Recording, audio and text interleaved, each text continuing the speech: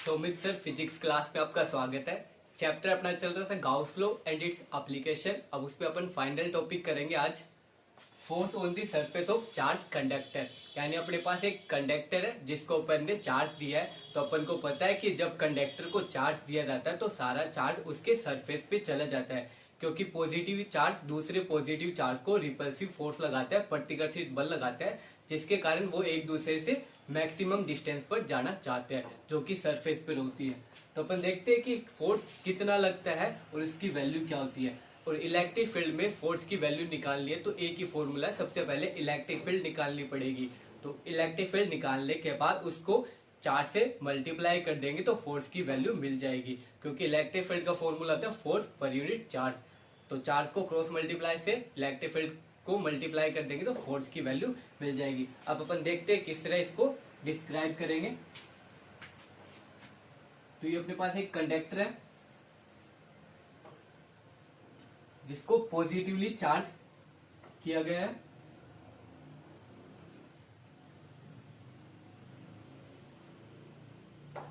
इसको अपन ने दो पार्ट में डिवाइड कर लिया। एक अपन ने एरिया मान लिया A B, smallest area A B मान लिया अपन ने, ये ए पॉइंट नाम दे दिया, ये बी। और बाकी एरिया मान लिया ए सी बी, ये इतना एरिया मान लिया ए सी बी, और ये स्मॉलेस्ट एरिया मान लिया अपन ने ए बी। तो बाकी ए सी बी के कारण ए बी पर एक फोर्स लगेगा, रिपल्सिव प्रतिकर्षित बल लगेगा। उस बल की वैल्यू अपन को निकालनी है, ड्राइव करनी है। तो अपन देखते हैं ए सी बी के कारण कितना फोर्स लगता है। तो अपन दो पॉइंट मानेंगे। एक पॉइंट P2 अपन ने मान लिया बाहर, P2 पॉइंट मान लिया अपन ने इस कंडक्टर से बाहर, और P1 पॉइंट मान लिया कंडक्टर के अंदर। अब इलेक्ट्रिक फील्ड की वैल्यू देखते हैं। तो AB के कारण P पॉइंट पर जो इलेक्ट्रिक फील्ड की वैल्यू लगेगी, इलेक्ट्रिक फील्ड होगी, और उसकी डायरेक्शन जो होगी इससे बाहर की तरफ होगी, क्योंकि पॉजिटिव है। और P2 पे अपन ने पॉजिटिव टेस्ट चार्ज को बिठा के रखा है, तो पॉजिटिव दूसरे पॉजिटिव को रिपल्सिव प्रतिकर्षित बल से लगाएगा, जिसके कारण डायरेक्शन होगी इस साइड। इसको नाम अपन ने दे दिया E2 वेक्टर। अब अपन ए सी बी के कारण पी पॉइंट पर इलेक्ट्रिक फील्ड देखेंगे तो वो उसकी डायरेक्शन भी अपन को इसी डायरेक्शन में मिलेगी, बाहर की तरफ।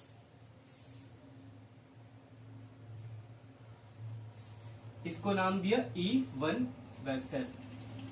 अब P1 पॉइंट पर देखते हैं। तो ए बी के कारण P1 पॉइंट पर जो इलेक्ट्रिक फील्ड की वैल्यू होगी और उसकी डायरेक्शन होगी वो इस साइड होगी, और ए सी बी के कारण इलेक्ट्रिक फील्ड की वैल्यू और डायरेक्शन जो होगी वो इस साइड होगी। तो ए सी बी के कारण नाम दिया अपन ने E1 वेक्टर, और ए बी के कारण इलेक्ट्रिक फील्ड को नाम दिया E2 वेक्टर।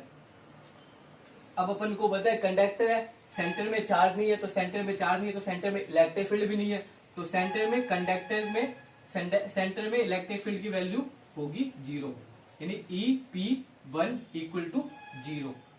और अगर कंडक्टर है, कंडक्टर से आउटसाइड इलेक्ट्रिक फील्ड की वैल्यू अपन ने देखी थी, यानी P2 के लिए जो होती है सिग्मा अपॉन में एप्सिलॉन नॉट। इसके डेरिवेशन अपन ने किया था, तो ये EP2 होती है सिग्मा अपॉन एप्सिलॉन नॉट। अब अपन नेट इलेक्ट्रिक फील्ड की वैल्यू निकालेंगे, पहले P2 पॉइंट पर और फिर P1 पॉइंट पर। तो P2 पॉइंट पर देखते हैं अपन, दोनों इलेक्ट्रिक फील्ड की डायरेक्शन सेम है, तो ये प्लस हो जाएगी, यानी EP2 equal to E1 plus में E2। इसको इक्वेशन दे दिया फर्स्ट। अब EP1 पर देखते हैं, यानी इस पॉइंट पर देखते हैं इलेक्ट्रिक फील्ड की वैल्यू। तो दोनों अलग अलग डायरेक्शन में है, तो ये हो जाएगा E2 माइनस का E1। इस तरह अपन को इलेक्ट्रिक फील्ड मिलेगी। अब इसको नाम दिया अपन ने, equation they the second number. अब EP2 की बात करते हैं अपन, तो EP2 यहां पर है। अब EP1 अपन को पता है सेंटर में है, तो सेंटर में इलेक्ट्रिक फील्ड की वैल्यू 0 होती है कंडक्टर के अंदर, तो इसमें अपन वैल्यू पुट कर दी अपन ने 0। तो ये E2 माइनस E1, और इसको माइनस को इस साइड लेके आएंगे तो ये हो जाएगा E1 इक्वल टू E2। ये वैल्यू अपन रख देंगे इक्वेशन नंबर फर्स्ट में। तो इक्वेशन नंबर फर्स्ट में रखेंगे, और EP2 की वैल्यू क्या है? EP2 बाहर इलेक्ट्रिक फील्ड, कंडक्टर के बाहर इलेक्ट्रिक फील्ड जो होती है सिग्मा अपॉन में एप्सिलॉन नॉट। तो वैल्यू पुट करेंगे, सिग्मा अपॉन में epsilon not equal E1 plus E2। और अपन ने क्या किया, E1 को रिप्लेस कर दिया E2 से, क्योंकि दोनों बराबर है, तो बराबर है तो रिप्लेस कर दिया, तो ये हो गया 2E2। अब 2 को क्रॉस मल्टीप्लाई से डिवाइड में ले आए, तो ये E2 की वैल्यू अपने पास आ गई। अब E2 की वैल्यू आ गई, फोर्स की वैल्यू निकालनी है, तो फॉर्मूला है अपने पास, E2 को मल्टीप्लाई कर देंगे चार्ज से, तो फोर्स की वैल्यू आ जाएगी, क्योंकि फोर्स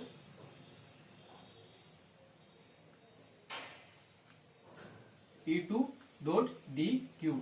जब बात अपन स्मॉलेस्ट एरिया की कर रहे हैं, तो इस स्मॉलेस्ट एरिया पे चार्ज भी स्मॉलेस्ट है, इसलिए अपन ने डी क्यू लिया, तो इससे अपन को फोर्स की वैल्यू मिल जाएगी।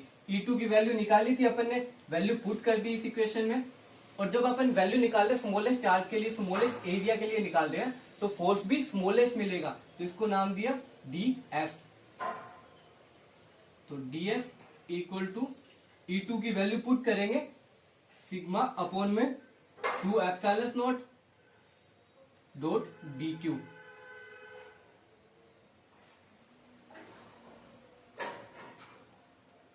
उसके बाद अपन dq की वैल्यू इसमें रिप्लेस कर सकते हैं। dq क्या है, चार्ज, और चार्ज को सरफेस चार्ज डेंसिटी होती है चार्ज अपॉन एरिया या सरफेस। इसको क्रॉस मल्टीप्लाई करेंगे, एरिया को ऊपर लेके जाएंगे तो q की वैल्यू मिल जाएगी। तो अपन इसमें वैल्यू पुट करते हैं, तो df equal to sigma upon में 2 एप्सिलॉन नॉट dq, रिप्लेस कर दिया, तो ये हो गया सिग्मा डॉट ds।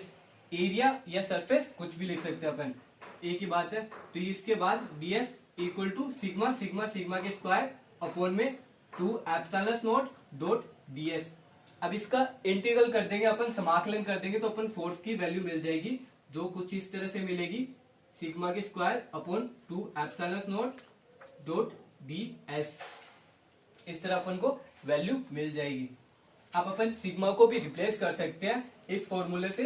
ये देखिए, सिग्मा अगर क्रॉस मल्टीप्लाई करें तो एप्सिलॉन नॉट डॉट ई किसके बराबर होगा, सिग्मा के। तो अपन रिप्लेस करेंगे, सिग्मा को रिप्लेस करें तो अपन को कुछ इस तरह से फॉर्म मिलेगी, एक नई फॉर्म, एप्सिलॉन नॉट की स्क्वायर इंटू ई की स्क्वायर डॉट ds। अब एप्सिलॉन नॉट की स्क्वायर थी, एक कैंसिल आउट हो जाएगा, उसके बाद नई फॉर्म मिलेगी 1/2 ऊपर एप्सिलॉन नॉट ई की स्क्वायर डॉट ds। ये अपने पास फोर्स के लिए फॉर्म आ गई।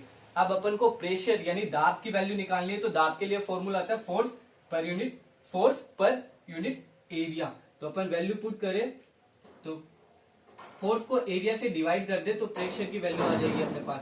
तो इसको एरिया से डिवाइड करेंगे, तो स्मॉलेस्ट एरिया की बात कर रहे हैं, तो ds की बात कर रहे हैं, तो ds से डिवाइड करेंगे, तो उसके बाद नई फॉर्म मिलेगी, ये ds से ds कैंसिल आउट हो जाएगा, 1/2 इंटू एप्सिलॉन नॉट ई की स्क्वायर। तो ये अपन को प्रेशर की फॉर्म मिल गई। इस तरह अपन force on the surface of charge conductor find out कर सकते हैं।